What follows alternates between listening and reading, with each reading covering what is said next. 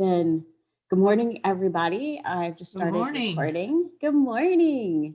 Really happy to have you here today for CBS Women. And today's presentation is part of the Asking for a Friend series that we've had. And it's Asking for a Friend, Thriving Financially in a Crisis. It's not just about COVID.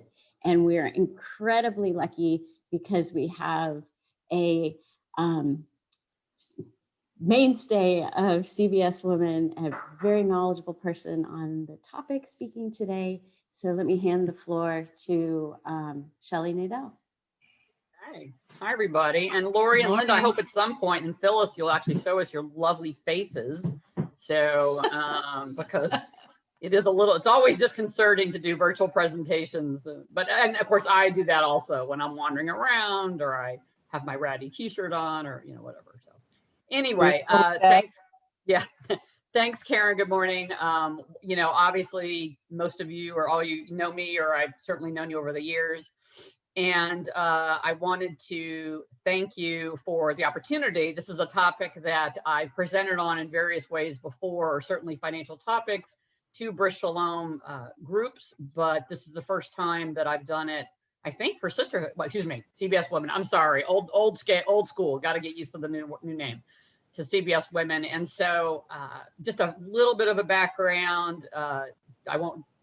I've had a very convoluted, up in different faceted careers, and most of you knew me when I got in the synagogue. I was in nonprofit and grant writing and communications, and I did that professionally for 20 years. And then in 2007, for a variety of reasons that go way beyond this presentation, I ended up changing careers completely and flipping into financial services.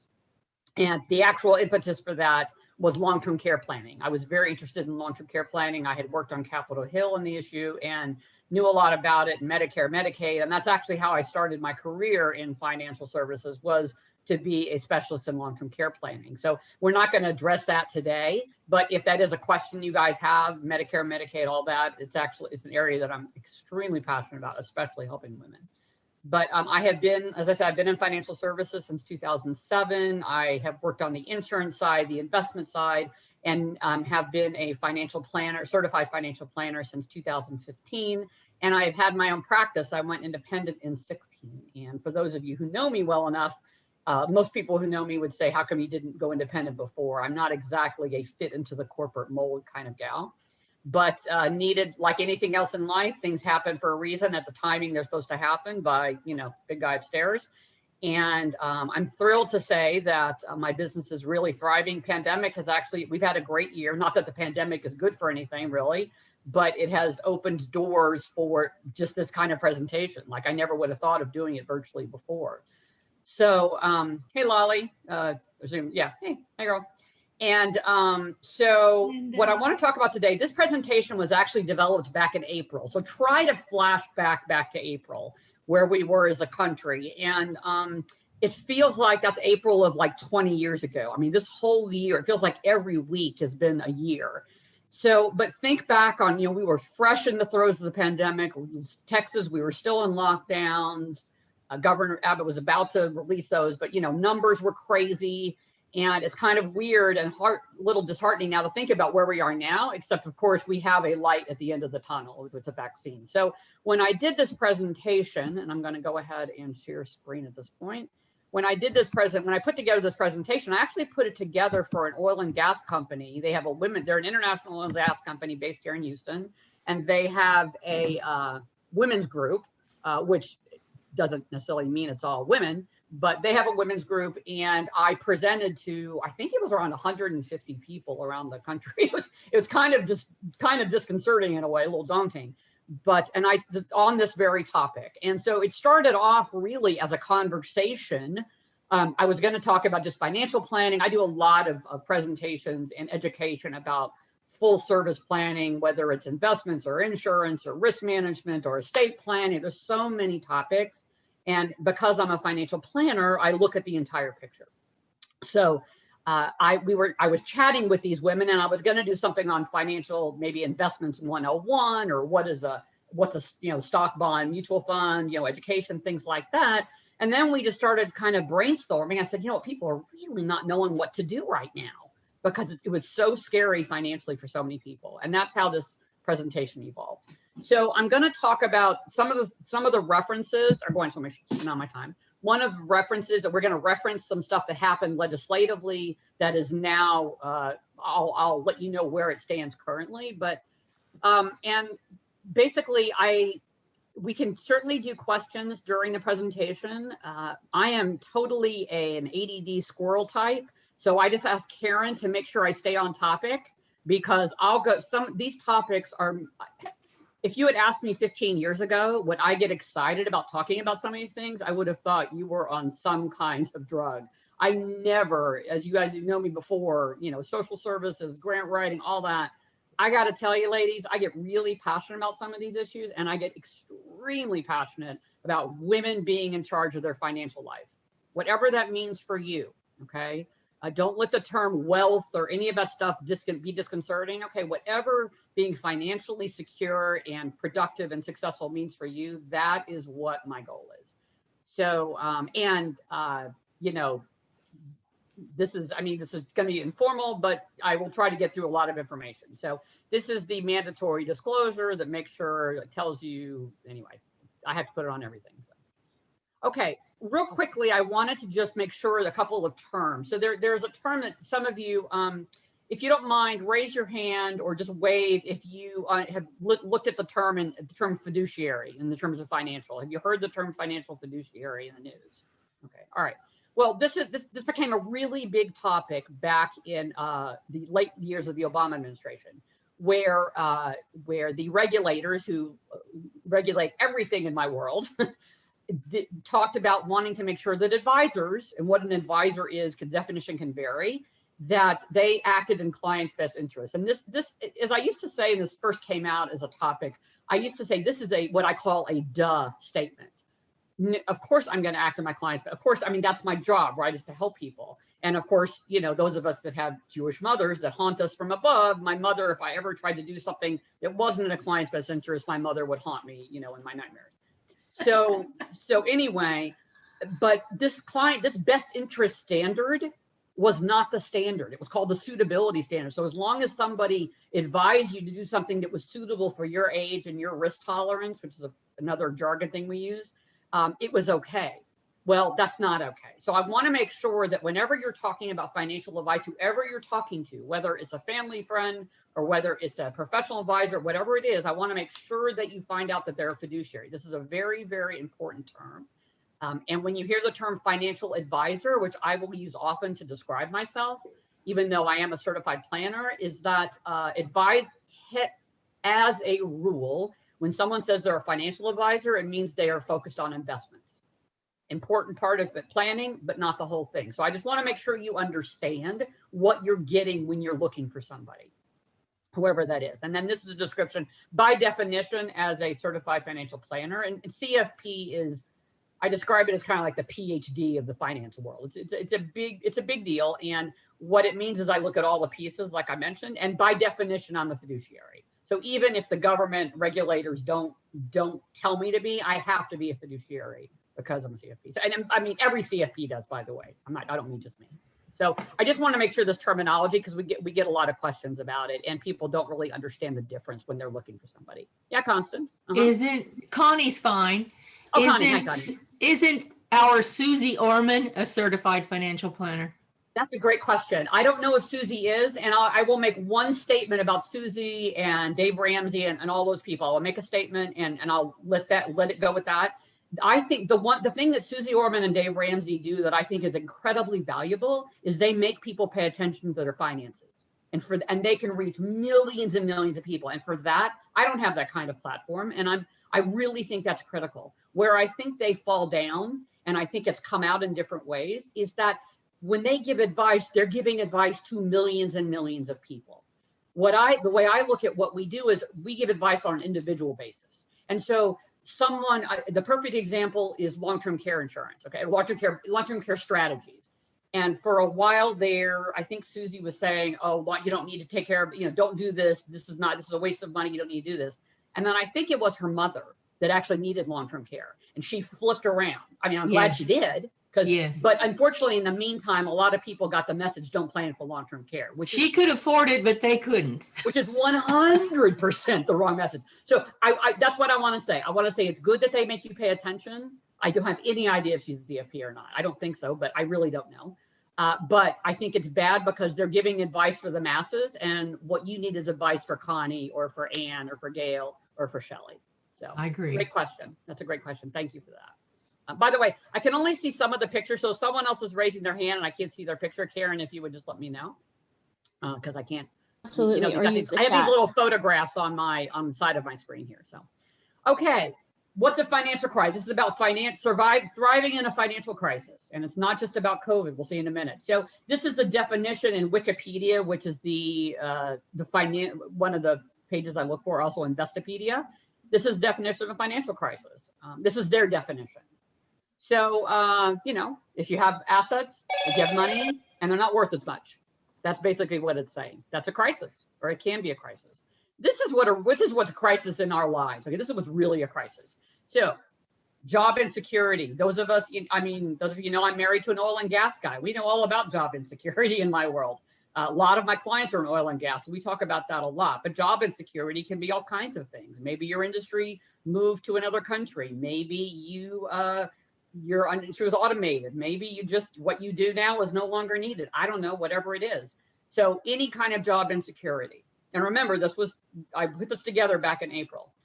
If a family member, you get sick or dies, well, we can certainly relate to that in this COVID year. Stock market crashes right when you want to retire. I'll reference that later, but basically the timing of investing and taking money out. And then unexpected expenses. You need a new car, or you get disabled at work, or maybe you have a house fire. It doesn't matter. And what else? I mean, I'm sure there's lots of things that happen. I know one thing I didn't put down here. What about when you have an adult child that moves home? Okay, I do not have that situation, but I know a lot of people who do. And so what if that happens? That can be a huge financial burden. Okay, so, or maybe education and your child needs help with paying for college or whatever it is. Those are all things that create financial crisis. So back in April, we thought crisis was COVID. That's all people were talking about, but crises happen all the time throughout our lives. This is one of my favorite slides because I love the picture. There's two things in our personal lives that lead to financial crisis. One is if you're making a financial decision based on emotion, not discipline. Perfect example is when you have had, say, a parent die, and you're going to inherit money, which I didn't, but anyway, some people do.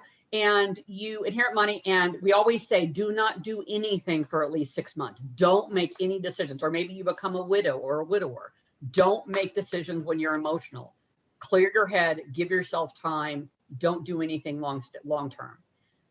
What this also means is, oh my God, the market is dropping. My mutual funds drop. I'm going to sell it all right now before it gets worse. That's the worst thing you can do. And again, I will reference that more detailed in a minute. So that stock's going. Tesla is a perfect example. Oh, I don't know. And actually Pfizer, the vaccine company, right? Pfizer's stock went way up when they announced that they had phenomenal success rates with their vaccine. And then it went down like 5%, which is a lot in a stock, because they announced they weren't going to have 100 million doses. They were going to have 50 million doses, something like that. It's a supply issue. Immediately stock went down. So if you are reacting, oh my God, that stock is climbing, I got to own that, and you're buying at a high level or selling when it's low, that's exactly the way you lose money. And that's exactly the way you can put yourself in a crisis. And then realizing or admitting we don't have a backup plan. Backup plans are hard, ladies. I'm gonna be really real and true with you guys today and admit my own frailties here and mistakes I've made.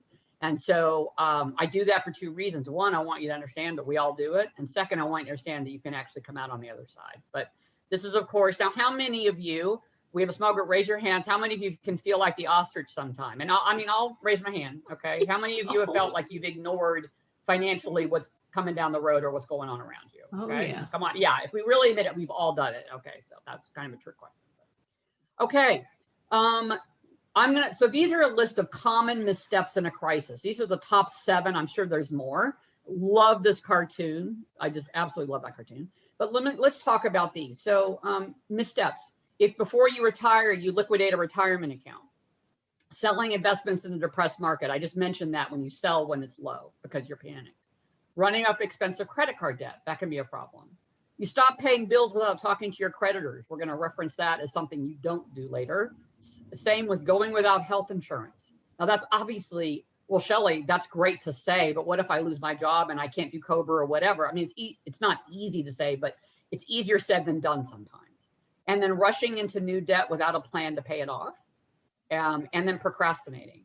So here's where I get really true. I mean, I'm always honest, but this is where I really get personal. I have made at least 4, if not 5 of these mistakes. Okay. I liquidated a retirement account when my kids were little. Probably cost me $500,000. And we're talking about a small account. $500,000 in retirement money. That's a lot of money just by liquidating that account.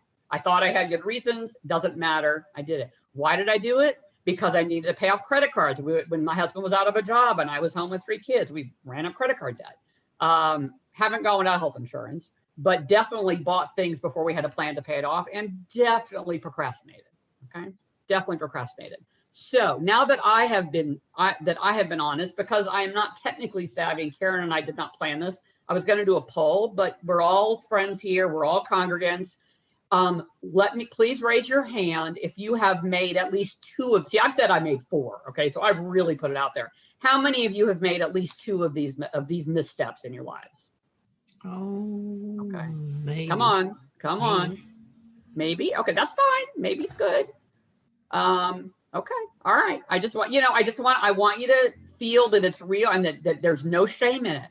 I'm not ashamed. And here's something, this is a little side that's important. So I work with a lot of women. Women are who I focus on. Again, I'm married, I have a son, and I have 3 male cats. I don't hate men at all, but I like working with women because 1, my industry has ignored women for the most part. And 2, we've tended to treat them like they're not intelligent enough to do their own financial world, which women own more property, women manage more businesses, women live longer, we manage more money, we spend most of the money in the household if there's kids. And so we honestly can handle it. Okay. So anyway, COVID brain just flew out of my head there. Okay, we're just going to keep going because I cannot remember what I was going to say. All right, so let's go to the next. So these are missteps. All right, so I'm going to reference the CARES Act briefly because the CARES Act is still going on. So CARES Act was the piece of legislation that Congress passed earlier in the year that had the direct cash payments, the $1,200. Mm-hmm. I'm sorry, someone asked something? Stimulus. I just said it was stimulus. It was right. Well, some of it was stimulus. Right. Yeah. Some of it. Yeah. It was all stimulus, but it was stimulus this part was direct stimulus, giving people money directly. My kids were thrilled that they were taxpayers and got to qualify for this. So because we can't deduct our children anymore, we did not qualify. So we were not quite so thrilled. But anyway, c'est la vie. That's how it goes. So anyway, the CARES Act was direct payments, $1,200. It was forgivable loans to the Paycheck Protection Program. I actually was able to take advantage of that. Expanded unemployment benefits, including going to temporary workers and shift workers, gig workers, independent contractors. So that was a new thing that people that had temporary jobs, like maybe retail, Amazon, something like that, were able to get money. Tax credits for businesses like the airlines. Those were the main targets to retrain workers and basically to keep their workers on staff. And there was also money to hospitals. There was actually food stamp benefits and food bank money during all this. Well, the CARES Act, some of these things were extended. For example, some of the unemployment benefits were extended. And with unemployment, states do unemployment. Unemployment's a state-run program, but the federal government added, $600 a week? Yeah, $600 a week into the paychecks of people that qualified, which meant that people were getting enough money to pay their mortgages and pay their utility bills and make their car payments and, buy food for their kids and things like that. So what has happened with these? Let me just give you a current status report on the status of legislation. So where we are now, I don't think anyone's going to argue with me if I say Congress is dysfunctional. They've always been. By the way, I'm a policy geek. I got my master's in public policy way back in the 80s. And so I love this policy stuff. So if you ever have any questions about that, let me know. But basically, they've been talking about, the House had this really big bill, which would have extended unemployment benefits, which expired at the end of July, the federal benefits. expired at the end of July. There are still state benefits in some states, but not all states. The tax credits expired, I think it was the end of September, which is why airlines started laying people off in October. Literally, that's why. I don't know what happened to the hospital and food stamp money. I wasn't able to find that. The Paycheck Protection Program actually didn't spend, they had it and then they authorized additional amounts. It was like $400 billion back in the summer. It just feels like that was 10 years ago. But they haven't spent all that. And so they're trying to repurpose that. But that's loans for small businesses like restaurants to stay open. And the direct cash payments have not been reauthorized. So the current status, you will know within a week, and you're welcome to text me or email me and I can give you the latest. We'll know within a week whether or not we end up doing any of this, because Congress is in the midst of trying to make sure making sure agencies, the government doesn't shut down right before Christmas and in the middle of a global pandemic disaster. And so they may be, the direct payments might come. If I was a betting person, I would say likely not, but it's possible. Paycheck protection, I think absolutely there'll be more paycheck protection coming. Expanded unemployment, it seems like in the last several days from the sources I use, that both sides are coming together on expanded unemployment. So it won't be $600 a week. I think it's going to be $300 or $400 a week. I did forget one thing. The Trump administration did offer to expand unemployment benefits by $300 a week during midsummer, but the states had to put money of their own in, and most states are going bankrupt. We've only seen the tip of the financial iceberg here, ladies. 2021 is where you're going to see a lot of states and cities having major financial situations. So the unemployment benefits weren't really taken advantage of. There was also a payroll tax holiday by executive order. That really wasn't done because people realized that was a short-term fix with a long-term bad impact. So anyway, all these things are being discussed in the context of extending funding for government agencies so the government doesn't shut down. Love how our government works right now. So anyway, that's that's basically the summary. So, and I say that because CARES Act is still technically going on. I'm going to talk about a few things that expire at the end of the year, but you're still able to take advantage of these. So we have three situations. The first is you are still working. The second is you've lost your job. And the third is you're already retired. So I covered all three sections. These are options. These are practical tips now that you can do in these situations to manage financial crises. So you're still working, but job cuts, pay cuts, job losses are still floating out there, either for you or your spouse or your family members, by the way. Okay, this doesn't just have to be you to have an impact. 401ks, there was a lot of changes. Yeah, Gail, go ahead. A question. I know that at the beginning of the pandemic, a lot of my friends who are massage therapists, like I am, they applied and they're getting like $700 a week, something like that. It was $600. Yeah, it was $600 a week. And yeah. I couldn't get in. I couldn't get in because I had unemployment compensation years ago, and they kept having my old email address, which was hacked, and I never did anything. So then about 2 months ago, I tried again, and they said they were going to contact me to see if I was eligible for PUA I think it was November. I never heard from them. So I'm very frustrated because I feel like I deserve to have some money because I'm still not working because I'm afraid to work because of the pandemic. I have heard, again, every state has their own unemployment system. We have 50 different unemployment systems in this country. The extra money was from the federal government, which normally does not contribute to unemployment compensation.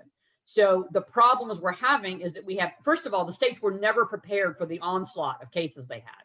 Never. I mean, remember, we lost 22 million jobs in the second quarter of 2020, 22 million jobs. And we've recovered about 10.5 million or 11 million, somewhere around there. We're still down over 10 million jobs in this country net from when the pandemic started. And so I'm not excusing it. I'm just telling you the states were completely unprepared for the amount, and their systems were often really antiquated. So I'm not shocked, especially in our lovely state of Texas, which doesn't believe in necessarily anyone on government, is that you're having a problem. Unfortunately, that is not my area, but if you haven't, maybe we can talk about who maybe can help you. Maybe there's an ombudsman or something we can find for you. So okay. I'm not surprised. Good question. Wait, quick, another question. Of course.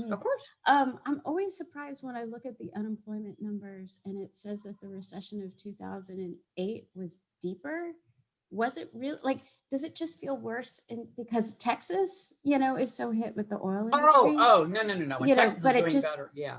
Good question. But like, yeah, when they keep describing us to that prior recession and saying that one was deeper, it doesn't sit right with my experience. So I was just hoping you could talk to that. It's actually interesting because the presentation I did back in the fall, which turned out to be the timing didn't work for CBS Women, was about the impact of presidential elections and the actual economic results of elections versus what we think of.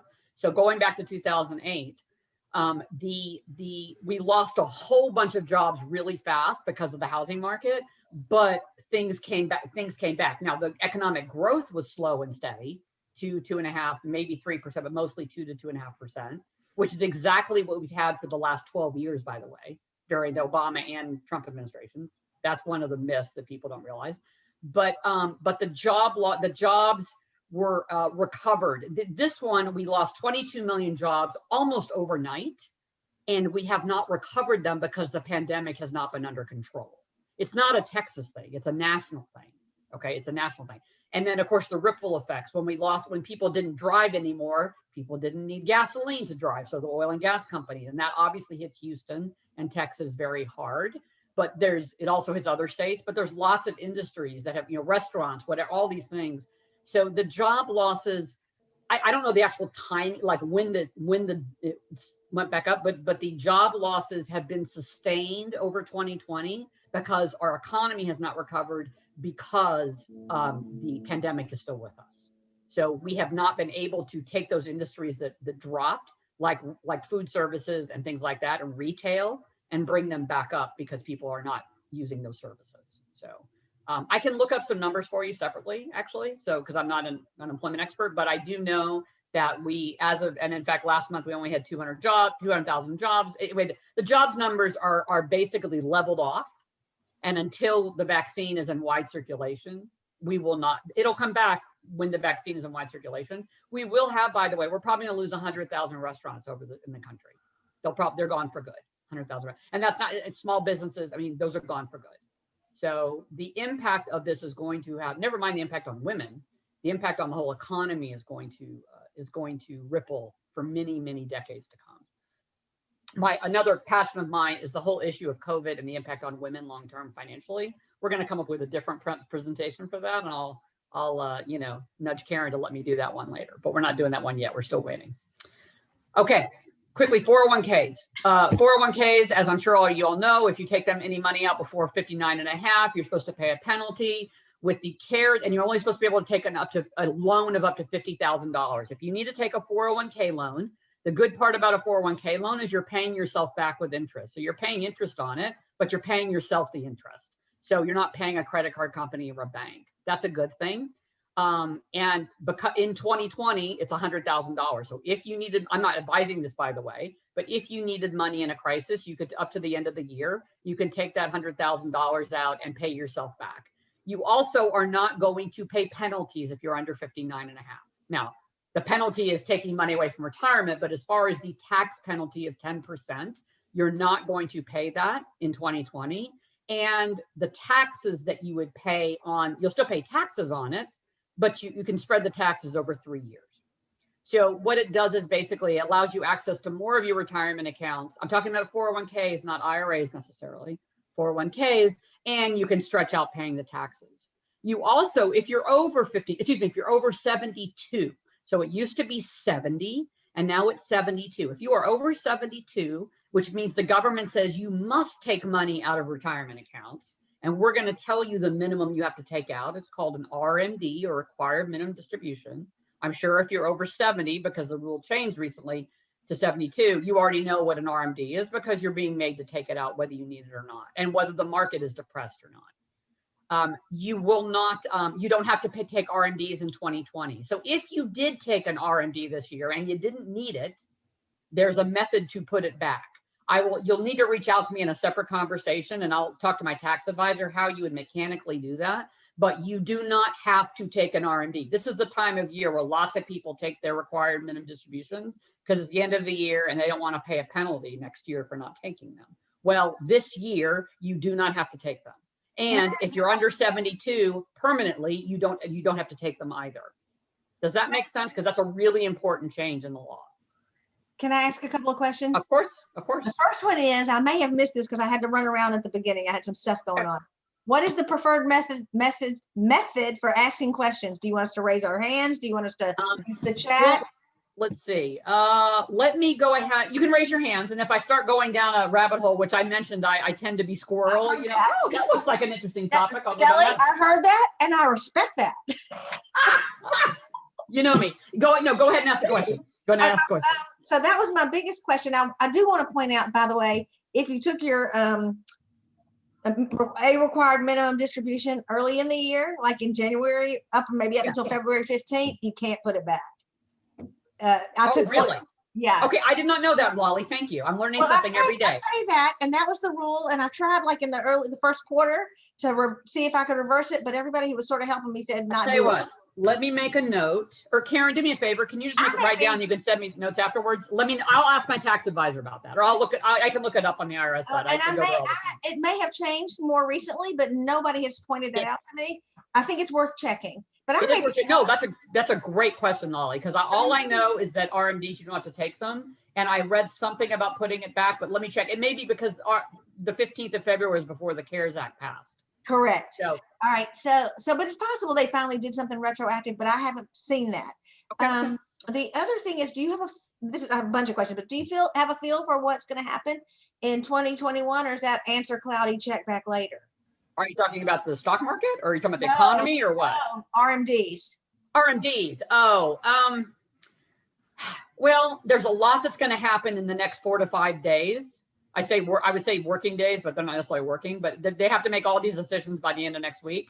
So my guess is that they're not going to change any of these provisions, only because it doesn't necessarily cost them to not do it, and because they're not going to have time to get into all the minutia. But I don't know that for sure, Lolly. I don't know. But it does cost them. If we don't have to take RMDs, they don't get the tax on the RMD. They don't, but they're going to get them later. And so I think my guess is, because we have this window with the vaccine coming, my guess is they might make it, delay it for another 6 months. But again, I am guessing right now. As soon as they pass the legislation, I'll be looking for summaries of it, and I can pass that on. Okay, just make sure I know, and remind me that I'm going to want to look into that, especially the RMD thing before the end of the year. Two more quick questions that relate to the prior slide, but I'm just going to try to do them from memory. When you said something about benefits to qualified individuals, I think that means cash from the government to you. Yeah, that was direct payments. Yep. Yeah. They're not, okay, so that's not happening right now.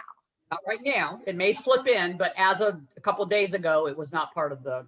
And qualified individuals, that's strictly a financial test. Like, what are you worth, or what is your income, right? Oh, hang on. I'm gonna have to go back because I don't actually remember what it says qualified. Hang on a second. I raised my hand. I've only had one cup of coffee today. So I said I raised my hand when this was up, but I couldn't get anybody's attention. I'm sorry, because I can only see 5 faces. I can't see the whole group. So that's all. That may be a blessing. Okay, it says go back one more. No, I got it. I looked at it. Qualifying individuals, it's based on income. It's based on income taxes. It's based on adjusted gross income.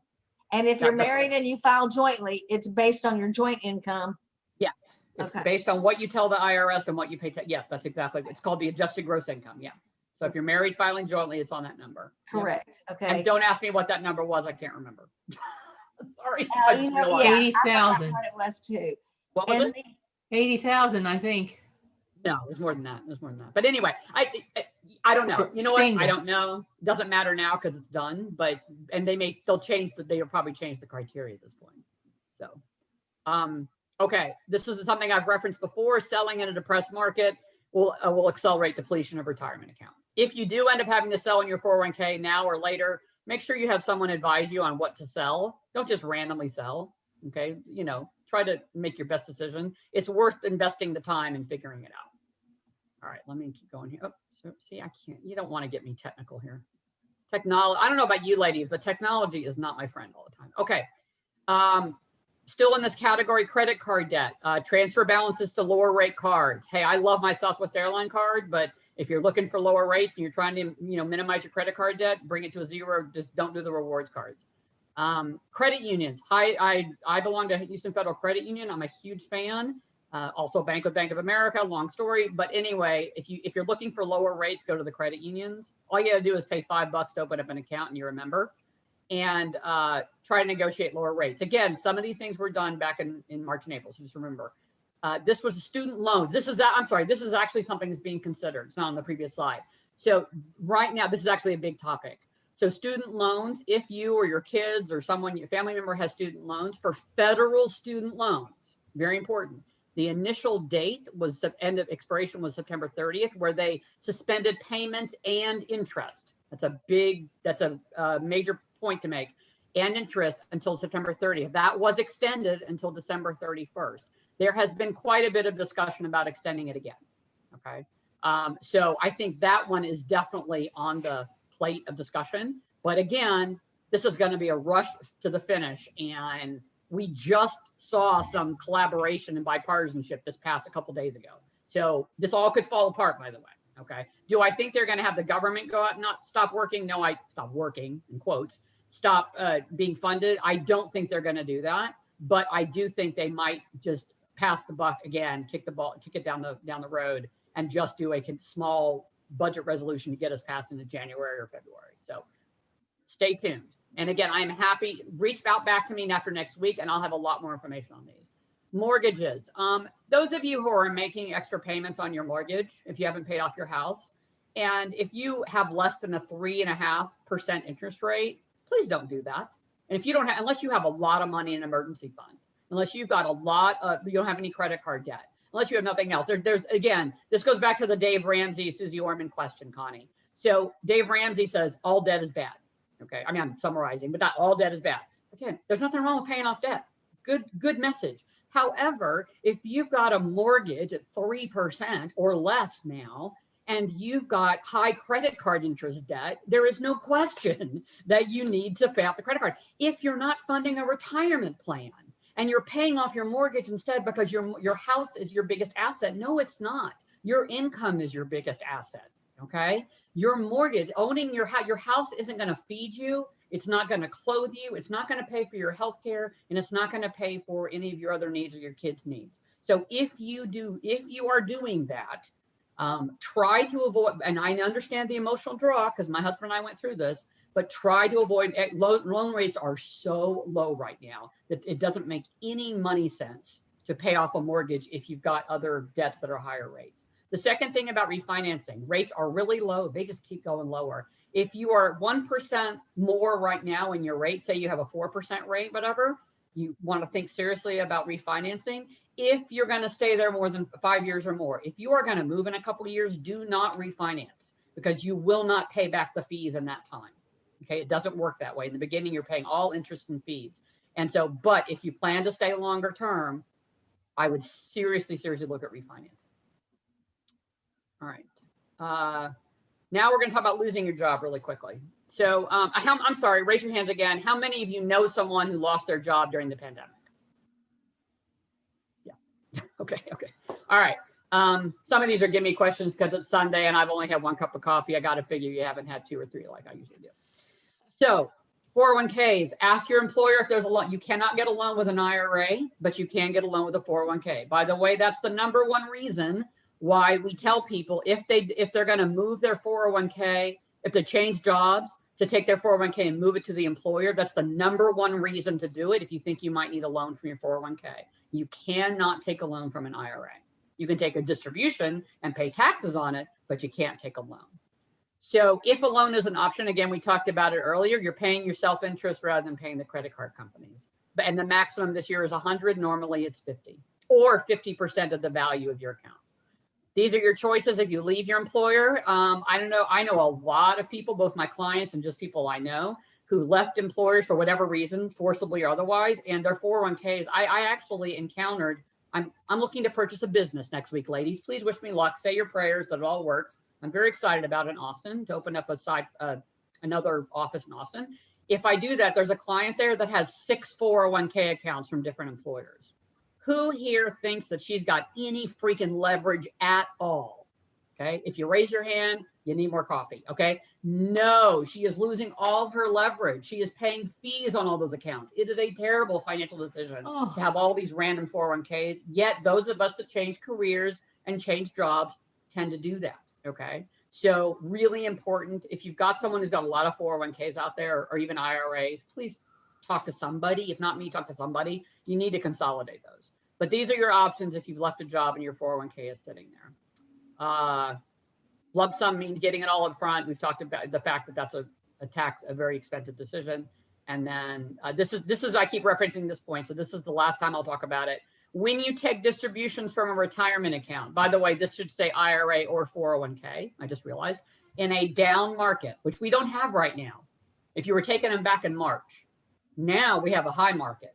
Accelerates the depletion of your account. It's just basic math. If you've got an account worth $100,000 and the market, and you need to take 5% out, that's taking $5,000. If your value of your account went down to $90,000, that means you're going to end up with like $93,000, $93,500 instead of 95. Sorry, I ran through the math. Should have made it easier numbers. The point being is you sell when the market's down, you're actually losing more. This becomes the most important when you've retired, which we're about to get. If you've retired and all your money is in pre-tax accounts, you will not have the flexibility to ride out a downturn in the stock market. By the way, it just occurred to me, another really good seminar would be talk about what is the market, what is the economy, what is my 401k, that kind of stuff, do that kind of education. Okay, credit, this is the same thing. Losing credit card debt's basically the same thing. Same thing with student loans, same advice. By the way, we're going to send this to you. I should have said that at the very beginning. We'll send this to you. So, CARES Act also allowed mortgage forbearance. Forbearance does not mean you don't pay the interest ever. It just means you delay your payments. Okay. There is a this is another one. The moratorium on foreclosures through December 31st. I should have added this previously. This is another one that I do believe they're going to extend. This is one that I've heard talk about on both sides. So, okay, these are things to do if you're, and remember, this is all about how to manage in a crisis. If you lose your job, these are things that I've done when David's lost his job or I've lost my job. So, you know, cell phone bill is a tough one. It's hard to, you know, get rid of streaming, whatever. Monitor your credit report, that kind of stuff. Apply for unemployment. Gail, you already said that's been a problem. So that's obviously not perfect advice, but it's better than, you know, some people think they're not eligible. So I don't know. Let's Gail, make sure to follow up with me. Let's find out. Let's see if we can figure out what's going on with you. And when do you want me to call you? Call me next week. Call me next week. You'll have my information on the last slide that has my office information. Call me and my office number and we'll do that. Health insurance, ladies, please try not to lose your health insurance of any kind. Please keep continuous coverage if you can. Don't know what's right now. The healthcare exchanges under Obamacare actually have been they've had record enrollees. So people are realizing they need something. This is really scary if you lose your job or you end up retiring early in your early 60s before Medicare kicks in. This can be tough.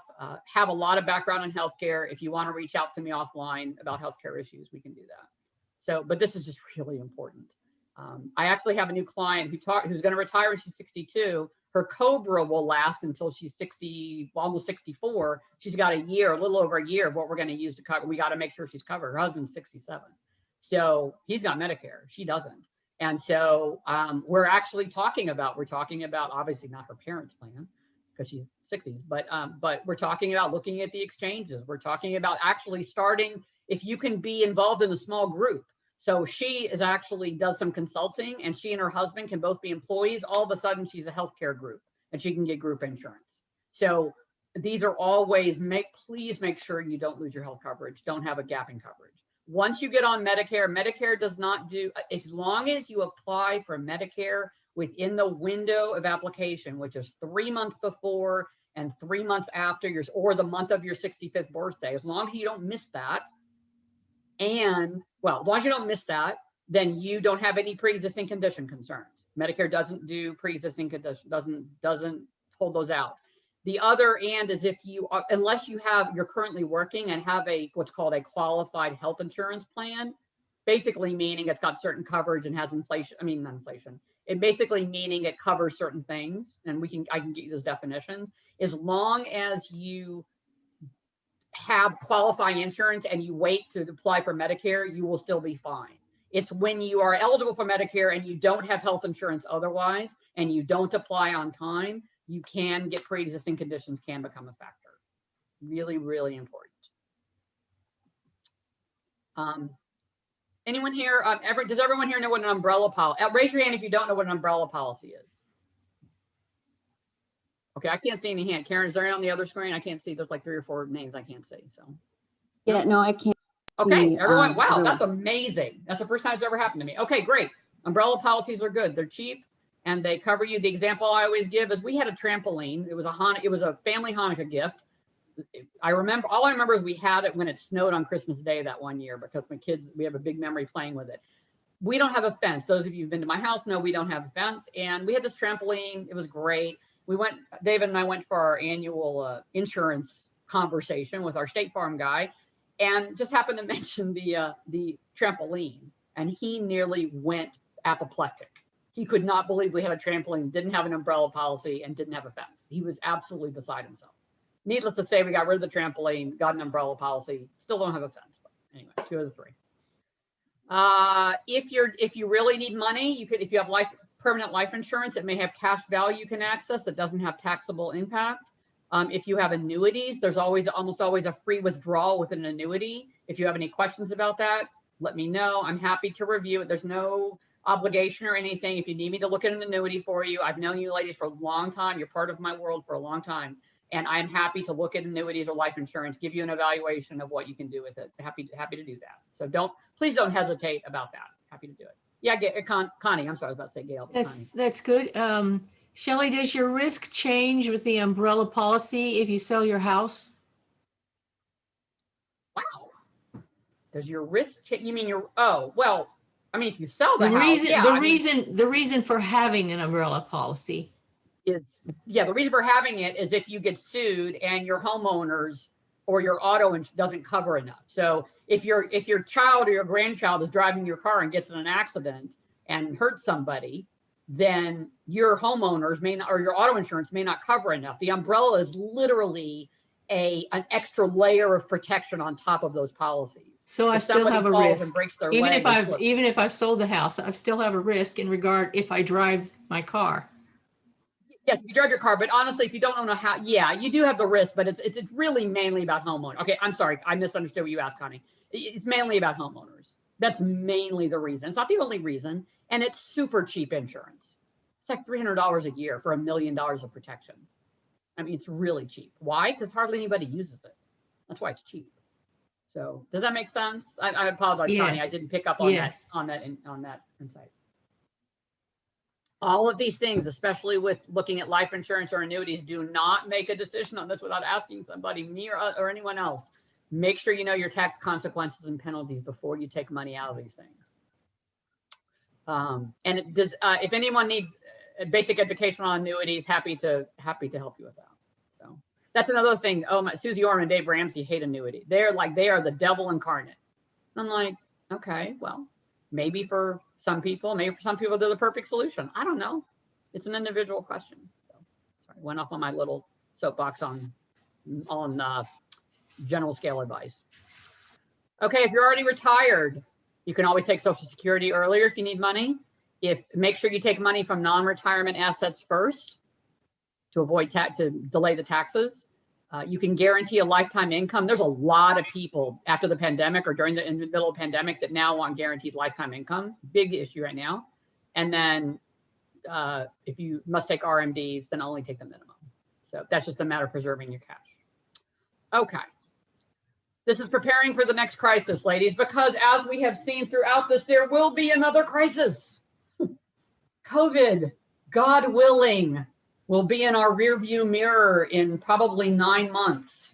It won't be 3 months. It won't be maybe it'll even be a year. I'd like to be optimistic. If Fauci is optimistic, I'll be optimistic. So let's say 6 to 9 months. We will be looking at it from a rearview mirror until the next, pandemic. But we will be having a crisis. I guarantee you, one of us in this conversation will have a financial crisis before 2021 is up. It's just the nature of life. So these are things you can do when you're not in crisis. Again, be prepared. Why do people fix storm windows? Because they fix them before the storm. They don't wait till after the storm. Well, If they do, then they regret it. Update your resume. If you're still working, keep that resume constant. Always network. Do not say, well, it's my last job before I retire. I don't need to network. You always need to network, ladies, if for nothing else, for the relationships, but you never know where your next position is coming from. I met with a woman from a networking group I was in. She and I had never met before. We had an hour-and-a-half conversation outside over coffee this past week. I'm helping her with career changing. She's getting me to come do education for her group in the city. I mean, you never know what networking is going to lead to. You always need those connections. If you have temporary life insurance, talk to your financial advisor or planner about making it permanent. You'll get more value out of it. If the market goes down and you have traditional IRAs, you might want to convert to a Roth. Again, we can talk offline or in the Q&A about what that means, but that's another thing you can do to be prepared. Make sure you diversify what you're invested in. And I would say hire a fiduciary. That's obviously my bias, but make sure they're very transparent about their fees. Okay, don't let them, oh, don't worry about that or whatever. Make sure they tell you every single. I mean, I tell clients, I will tell you every penny I make on this on interacting with you and working for you. I've nothing. Do not let them hide anything. And I will say, on a slightly misogynistic note, or I guess reverse misogyny, is that male advisors are going to, women clients will tend to accept not knowing, push and push and push. And if they hesitate in any way, shape, or form, walk away from them. There's always someone who can help you. You don't need to be stuck with someone who doesn't treat you like an adult, who doesn't tell you what money they make, and that you don't feel right with. Make sure your gut's telling you it's the right match. And don't procrastinate. That's number one. Okay.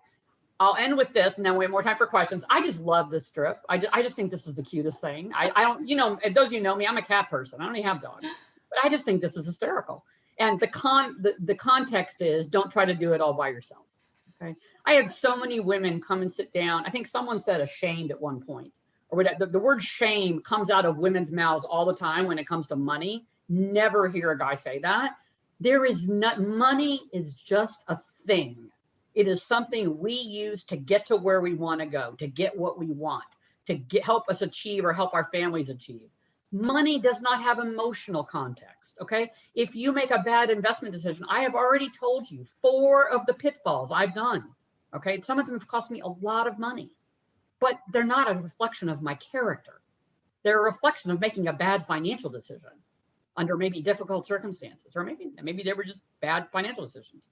So don't try to do this alone. I just love these quotes. So, whoops, I'm sorry. And I like my FDR one is the finest. That's my funniest one. So, all right. Normally we do, if we don't do any more Q&As, don't worry about typing in the chat. This was for when I did it for 150 people. So obviously we couldn't have people raise their hands. And here I want to show you this. I would have made this more informal, but this is just what I had at the end. This is what I do when I do my professional presentations. This is all your information. I mean, regardless of anything, you guys are in touch. You can call me, ask me questions, email me, you know, please don't hesitate to do that. I want to make the purpose of doing this today really is obviously to spread the word and spread awareness of how to be more financially responsible and to work with people that you trust. But also I wanted to be a resource for you. Okay. Because I mean, that's just, you know, that's what we do as CBS Women, as congregants. We do that for each other. This is my office number. I am working in my office most days, but I also work at home. This is my email. This is my LinkedIn page, Facebook, although I'm not a big Facebook person.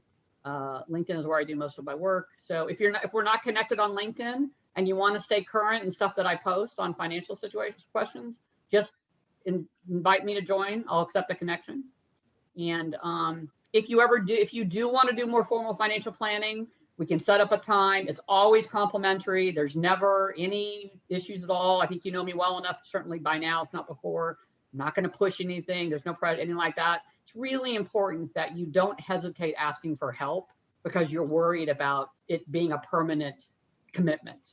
Okay. I mean, you know, I'm a business owner. I mean, I'm not doing this because I'm a martyr, but I believe firmly in helping, especially women, get more financially secure and successful. And if that happens, we'll all be more successful. So, okay. Sorry, I had to rush them in because I got kind of distracted. I knew I'd get distracted with policy stuff. I always do that, especially when I know people. I love policy stuff. So anyway, questions. through all that. We are going to send this to you. So yes, Karen, and actually, I have a quick question about the questions, and that is that I am recording this for, and it'll be posted later on the CBS Women Facebook page. And I wasn't sure if you wanted me to stop recording before the Q&A because people, actually, rather than ask your opinion, I just thought that I would share that I think I'm going to stop recording just so that people might feel more comfortable asking questions and talking about a personal situation. So just to kind of back end the recording, just wanted to formally thank you. This has been amazing. And the reason that I have y'all register now is because it makes it much easier for CBS Women to send follow-up information because then your emails get preserved. So that's why we're doing it, is so that we can maintain that relationship and get you that information. And I don't have that list, by the way, so don't worry. You're not going to be on any marketing stuff or any of that kind of stuff. I don't keep the list. I do that deliberately, so I don't, so people don't worry about coming and asking questions. So. Right. Yeah, if you want to stop, that's fine. If people, and if you're not comfortable asking